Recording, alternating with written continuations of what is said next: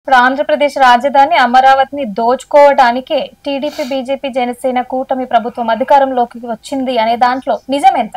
ముమ్మాటికి దానికి కట్టుబడి ఉన్నా నిజం ఉందంట. ముమ్మాటికి ఇక్కడ వైసీపీ వాళ్ళకి చెప్తే అలా అర్థం కావట్లేదు కానీ నాకు గనక అవకాశం ఇస్తే నేను ఆధారాలతో సహా రుజువు చేయగలను. వైసీపీ వాళ్ళకి ఎన్నికల కంటే ముందు చాలా సార్లు చెప్పినా కానీ వాళ్ళ తలకెక్కలేదు, అది వాళ్ళకి అర్థం కాలేదు.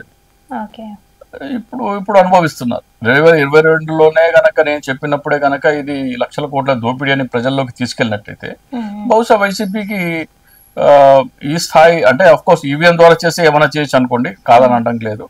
ఫలితాలు కూడా ఈ వైసీపీకి 100 నుంచి 110 సీట్లు రావాలి. మీరు ఏం చేసినా కానీ ఓడించాలనుకుంటే ఓడించేవాళ్ళు, కానీ ఇది ప్రజాభిప్రాయం అసలు ఏమాత్రం అవకాశం ఉండేది కాదు.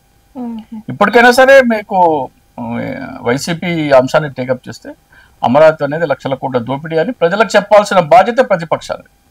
అది ఒక రాజధాని 3 రాజధాని అనేది వేరే అంశం, అది సిద్ధాంతపరమైన విభేదం. అది కానీ అవినీతి జరుగుతున్నప్పుడు ప్రజలకు ఇది లక్షల కోట్ల అవినీతి అని చెప్పకపోవడం అనేది వైసీపీ వైఫల్యం అవుతుంది. అది గుమ్మాటికి లక్షల కోట్ల దోపిడీ అమరావతి. మహారాష్ట్ర హర్యానాలో జరిగిన ఈవీఎం ట్యాంపరింగ్ కి సంబంధించిన ఆధారాలు ఏంటి? అదే చెప్తున్నా కదా, ఇవన్నీ అంటే ఆధారాలు మీకు ఎప్పుడు లభ్యం అవుతాయి? ఆధారాలు వెరిఫై చేస్తే.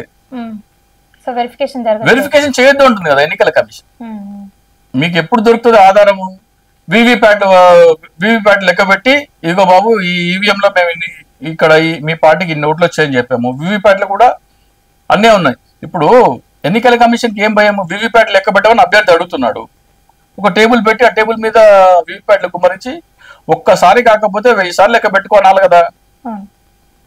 అందులో ఏం తప్పు లేనప్పుడు, ఈవీఎంలో కనుక ఎటువంటి తప్పు లేకపోతే, ఎప్పుడైతే అభ్యర్థి నాకు ఎన్నికల్లో వచ్చిన వీవీప్యాట్ లెక్క పెట్టమంటే ఎన్నికల కమిషన్ ఏమనాలి?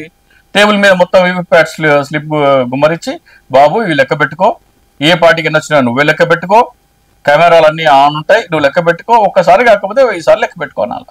అబ్బా అది ముట్టుకోవద్దు, అది లెక్క పెట్టొద్దు అంటే అందులో ఏదో ఉంది. అదే